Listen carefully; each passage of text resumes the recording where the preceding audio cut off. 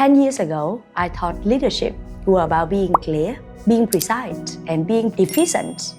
But I didn't realize the way I use words could shape how people feel, think, and act.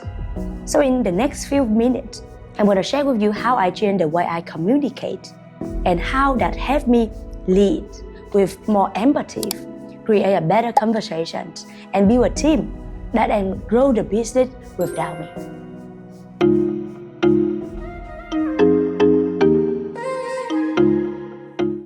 Hi everyone, it's Kim again. Welcome to 7 Minutes with Kimble, a journey from zero to purpose. Here, I don't teach you shortcuts. I share what I learned the hard way. The mistake, the reset, the quiet truth that changed how I build my business. Let's work this journey and grow old together.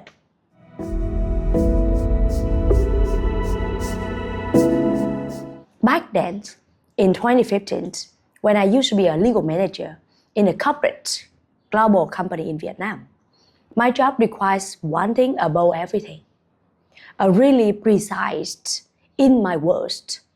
One word wrong, entire company got into a legal risk. If something is not clear, I could create an issue. So I trained myself to speak in a very, very specific way, clear, logical, and with no emotion at all. So if I'm angry, there's no signal. If I'm sad, there's also no signal. Until there's one day, I got a nephew who gave me a book with the title name, The Hidden Message of Water. And you know what? After reading 10 pages of the book, there is one signature and powerful concept coming to my mind. It was saying that water, they observe the energy and they're gonna showing up the energy in shape. So when water receives loving words, they create a beautiful crystal shape. When water receives negative words, they create a broken and uneven shape. Then you know the funny thing is, we are humans. We, outside our body, got 70% of water. The Mother Earth got 70% of water. But there's another layer, deeper for me. As a Vietnamese, Vietnamese is a really unique language.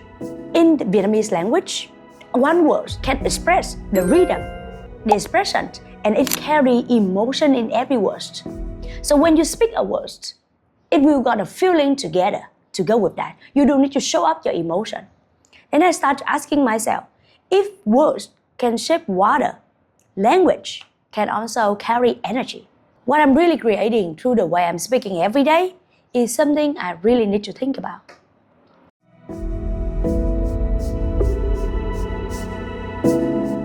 Year later, I would say like mostly 10 years later, when I start building my chemical park and leading the entire remote team of 12, that question becomes really real. Because when you work through a sprint, you don't fully see emotions. You don't always hear the real tone and the real feeling. You cannot feel the room energy. And suddenly, language becomes your entire leadership system.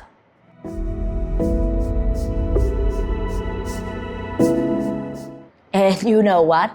I make a lot of mistakes. I thought I was being clear, but my team feel like, oh, she put pressure on us. I thought that I wanted the entire team to be more efficient, but they feel like they're being judged. And then I realized it's not what you say, it's how people experience what you say. Just like Warren Buffett said, the most important investment you can make in yourself is including the way on how you can communication better.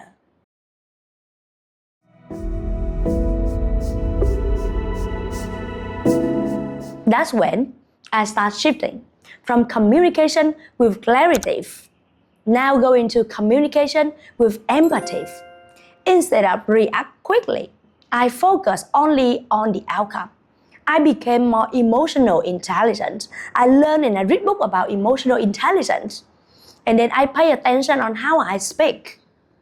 So instead of saying, you didn't do this well, I would say, in the past 2 weeks, I noticed the deadline was missing twice. I feel concerned. Maybe there's something I can help you. What do you need from me? So can we align earlier so we can review together and I can help you? Clarity help people understand what to do. Empathy help people feel safe enough to do it perfectly.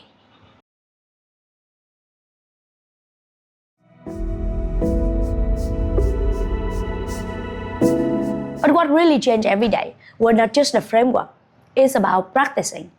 Before every important decision, I ask myself, am I speaking to be right or to be understood? Is my tone create a safe environment or I create a pressure for my team? If I were them, how would I feel hearing this?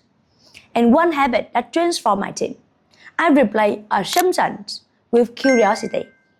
Instead of asking, why didn't you do this? I change it into, what is the thing prevent you to doing this? That one shift changed the energy of my entire team.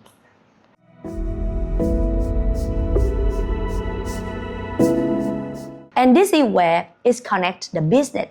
Because many founders, they think scaling coming from strategy, system, and hiring. Yes, but not only that. Scaling coming from faster team that they can align.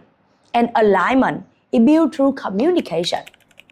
When people feel safe, they speak earlier, they solve the problem faster, and they take the ownership.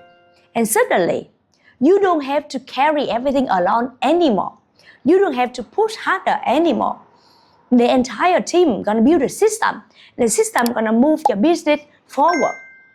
So if you're leading a team, especially a remote team just like me, start with this. Pause before you speak. Because your words just not delivery instruction. They shape the trust, the culture. They shape how far your business can go. If this message resonates with you, like this video and comment below what you are currently navigating with your team, and share this video with anyone who you think that it might help them. And if you are a founder and you want to scale your business with more clarity, less pressure, and a better system, subscribe to my channel. I share the real lesson, the framework, and how I build my business so we can grow together with more alignment and of course, more freedom. Bye for now.